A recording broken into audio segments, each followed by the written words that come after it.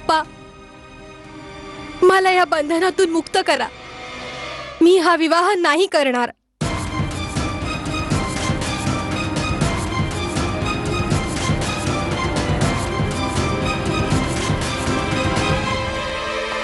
हे काय बोलतेस तू?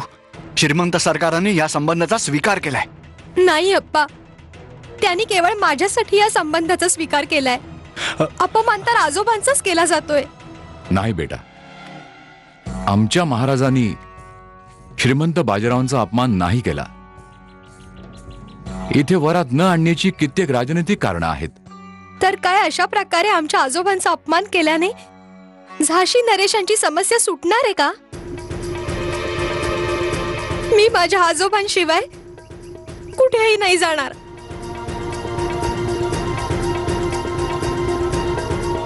मनू, मनू, मनू, ऐक तरी.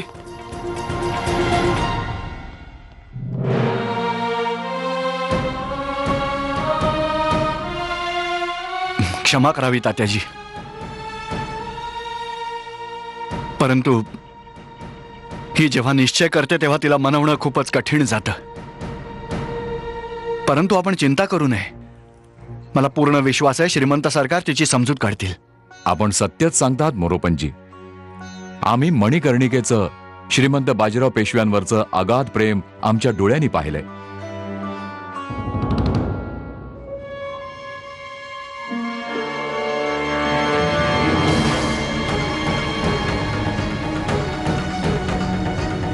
हुजूर, शरबत हाजिर है.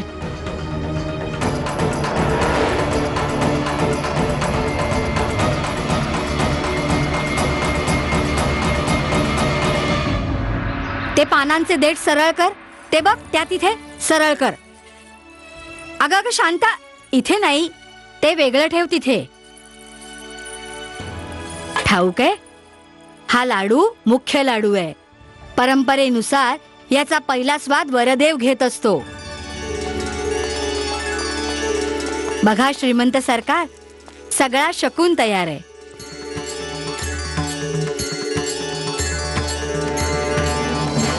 नाही वहिनी साहेब, आपण संपूर्ण तयारी केलेली नाहीये. काय? सगळे थाळे सजवून तर ठेवले वहिनी आहेत. साहेब, आपण तितकीच सामुग्री ठेवली जितकी झाशीहून आली होती. पिठोर होऊन शकून त्याहून दुप्पट जाणार.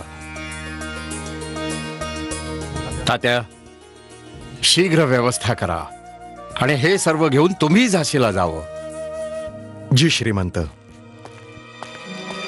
श्रीमंत सरकार, बोला मोरोपंत. कसं सांगू श्रीमंत सरकार, पावलो पावली अशा अडचणी येत आहेत की. काय झालं मोरोपंत?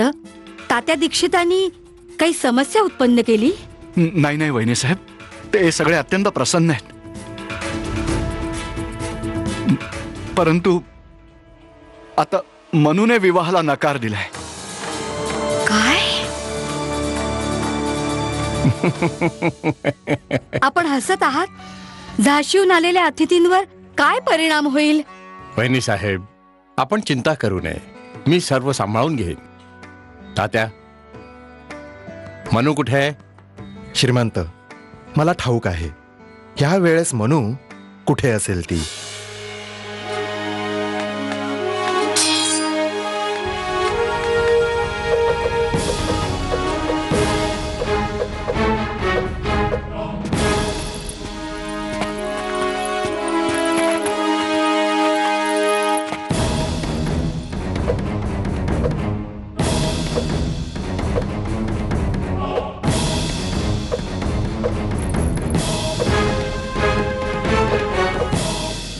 क्रोध शक्तीला खाऊन टाकतो बाळा.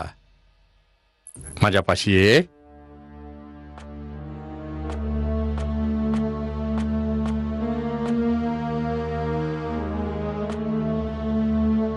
आम्हाला ठाऊक आहे की आमची छकुली आमच्यावर खूप प्रेम करते.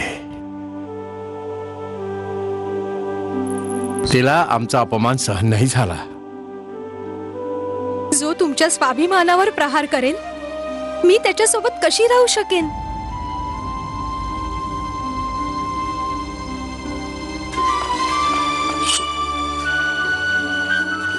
हो, हे जे तू म्हणत आहेस तीच चूक आमचीही झाली. गंगाधररावांच्या अटीने आमच्या अभिमानावर प्रहार केला तेव्हा मी क्रोधित होऊन एका क्षणासाठीही विचार नाही केला की या संबंधांचा अस्वीकार करून आम्ही आमच्या छकुलीच्या भविष्याचा बळी देत आहोत.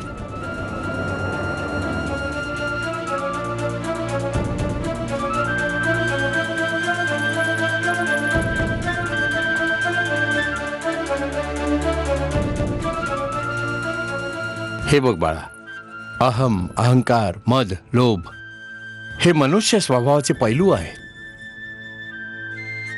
आपल्याला याच मानसिकतेशी समझोता करून जगावं लागतं. परंतु आजोबा, ते इतके अहंकारी आहेत, थोड्या थोड्या गोष्टींनी क्रोधित होतात आणि आणि शिवाय झाशी कशी आहे हे मलाही ठाऊक नाही.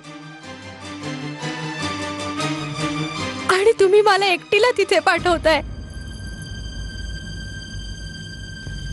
म्हणू श्रीमंत सरकार तुला एकटीला पाठवत नाहीयेत. त्यांनी मला आदेश दिलाय की आधी मी झाशीला जाऊन तिथलं निरीक्षण करावं. जर तिथली स्थिती तुला अनुरूप असेल तरच तुला तिथे पाठवलं जाईल. म्हणू तुझ्या तात्या गुरुने तुला वचन दिलं होतं ना की भले काही पण हो, मी तुझी साथ कधीही सोडणार नाही. तात्या गुरु, आपण कुठवर माझ्या सोबत राहाल? बाळा,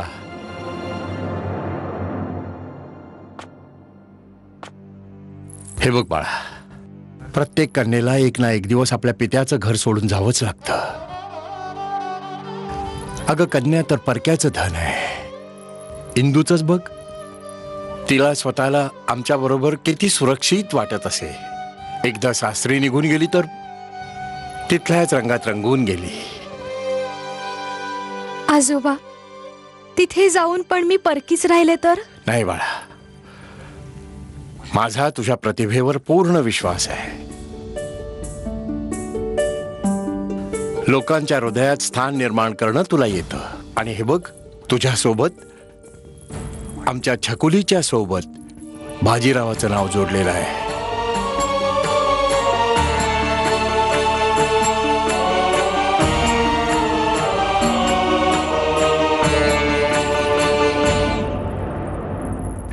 ठीक आहे बाळा, जर तुला हेच हवं असेल की इतिहासाने माझ्यावर कलंक लावावा, की बाजीरावाने आपल्या अहंकाराच्या पुष्टीसाठी एका विलक्षण कन्येचं भविष्य मातीमोल करून टाकलं, तेही ठीक आहे. ह्याच कलंकाच्या साथीने जगू आम्ही बाळा. आजोबा,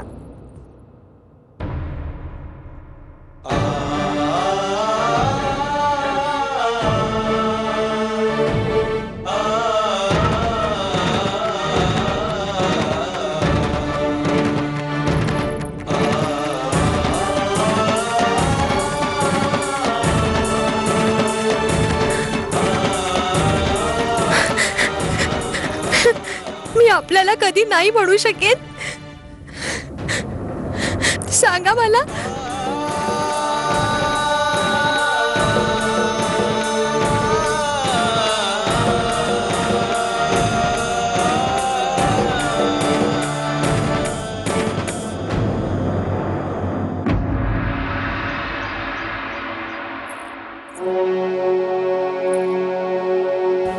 मणिकर्णिका साहिबा, आप सचमुच फार मासूम आहात.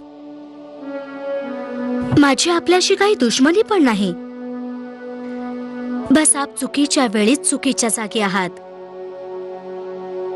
आणि आपल्याला जबरदस्तीने माझ्या खाजगी जिंदगीत ढकललं जात आहे. कारण की ही शादी तर सिर्फ राजकीय फायदे घेण्यासाठी केली जात आहे आणि मी असं कधीही नाही होऊ देणार. गंगा के दिल पे मोतीचा हार घातला गेलाय.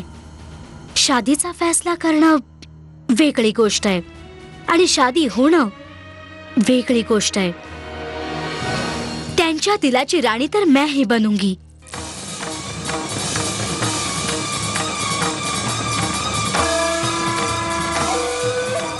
ही वेळ दिल जोडण्याची नाहीये मोतीबाई.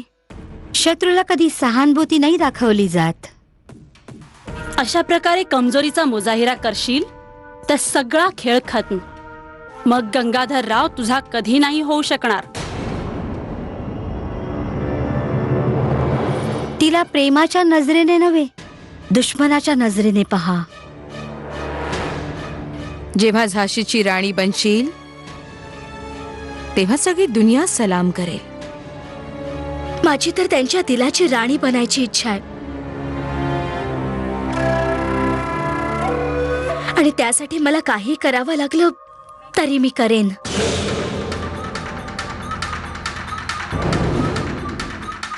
तर कर मोतीबाई, नाहीतर तवायफच राहील शेवटी. जर तिला इज्जत मिळाली असती ना तर आज गंगाधर राव नव्हे, अली बहादूर झांसीचा राजा असता.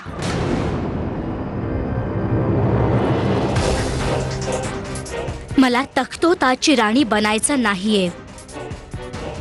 आणि मणिकर्णिका, त्यासाठी मला जे काहीही करावं लागेल मी ते करेन.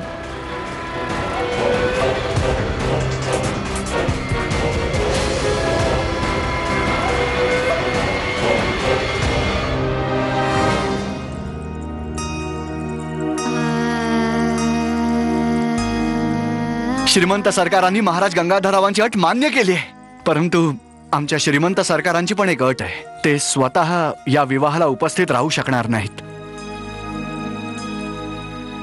मनुताई,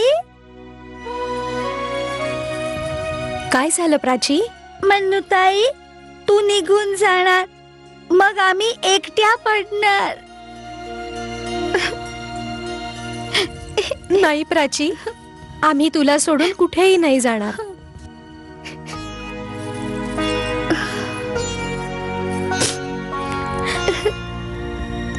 मनु,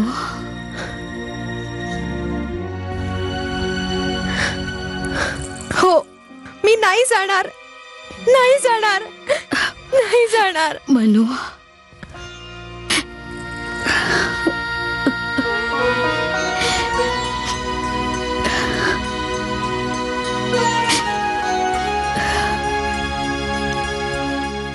नाही बाळा, बाळा, जावं तर लागणारच. मी येईन ना तुझ्या सोबत. नाही नाही आजी साहेब, आपण माझ्यासोबत नाही जाणार. जावं तर आम्हाला लागणारच. जर आपण माझ्यासोबत आलात तर आमच्या आजोबांची काळजी कोण घेईल?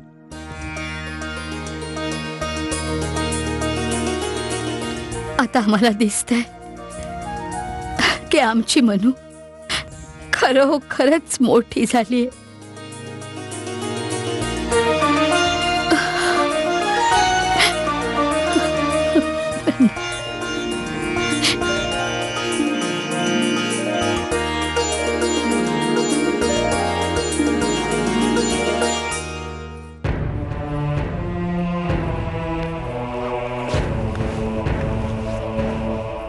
वैद्यजी, महाराजांना स्वास्थ्य लाभ तर होत आहे ना?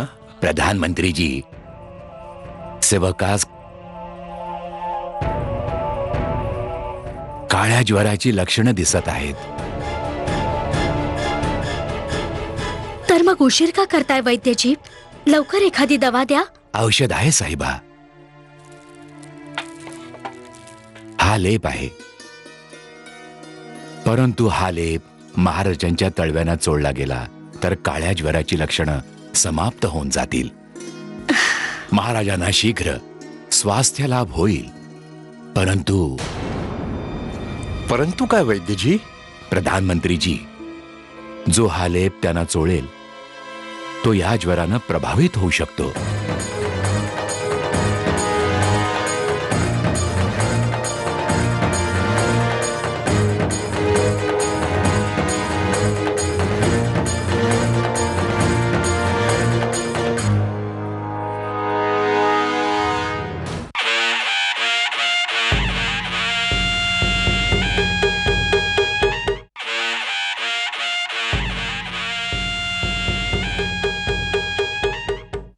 प्रधानमंत्रीजी, जो हा लेप त्यांना चोळेल तो या ज्वरानं प्रभावित होऊ शकतो. वैद्यजी, तो आम्हाला द्या. आम्ही तो महाराजांच्या तळव्यांवर चोळू.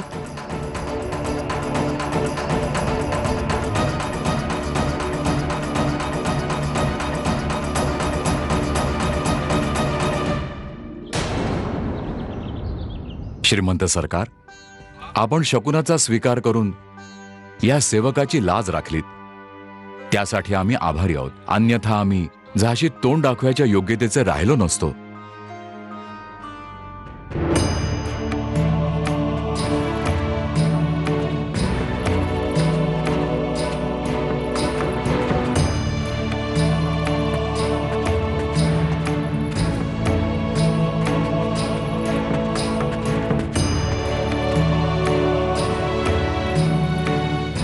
पंडितजी, आमच्या वागण्यामुळे आपल्याला खूप दुःख झालं असेल. आम्हाला क्षमा करावी आपण. महाराणीजी, या सेवकाला लज्जित करू नका. नाही नाही पंडितजी, आपण तर आमच्याहून मोठे आहात आणि आमचे अतिथी पण आहात.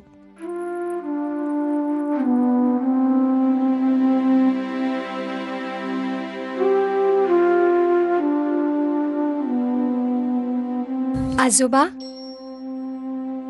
आपल्याला हा शकुन स्वीकार्य आहे? हृदयापासून बाळा.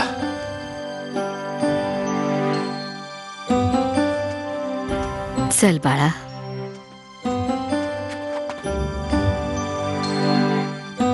श्रीमंत सरकार, आमचे महाराज गंगाधरराव यांनी राजकीय स्वीकृती पत्र पाठवलंय. कृपा करून याचा स्वीकार करावा.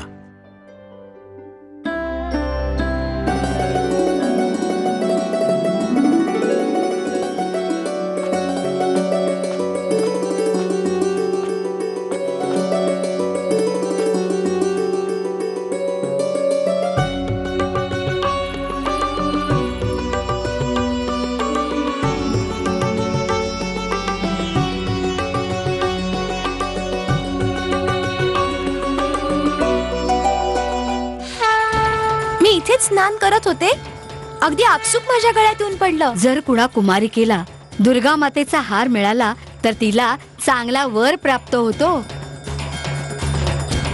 महाराजांनी हे सिद्ध कवच आमच्या होणाऱ्या महाराणींसाठी विशेष करून पाठवलेलं आहे. हे त्यांना घालावं.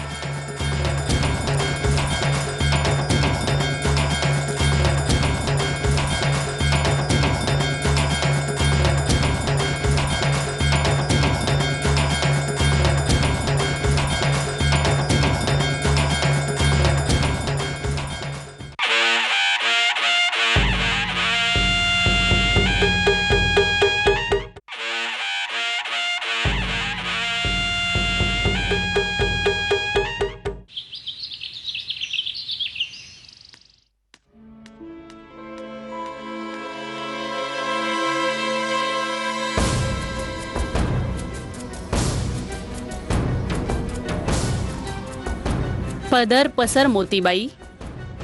आम्हाला समजलं नाही आपण काय म्हणताय. ओटी भरायची तुझी. लच्छो साईबाब, आम्हाला पसंत नाही आपलं कोड्यात बोलणं. गंगाधर रावाने पाठवलेला शगुन पिठूरने कबूल केला आहे. काय? आता एकच रस्ता उरलाय मोतीबाई. कुठला रस्ता? म्हणूनच सांगते, पदर पसर तुझा.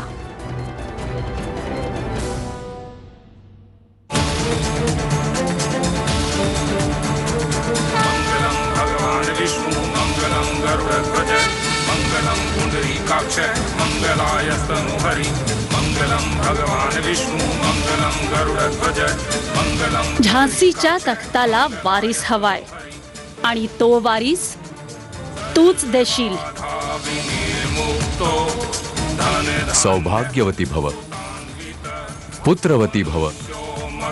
प्रसादेन भविष्यति न संशय. सर्वबाधा विनिर्मुक्तो धन धान्य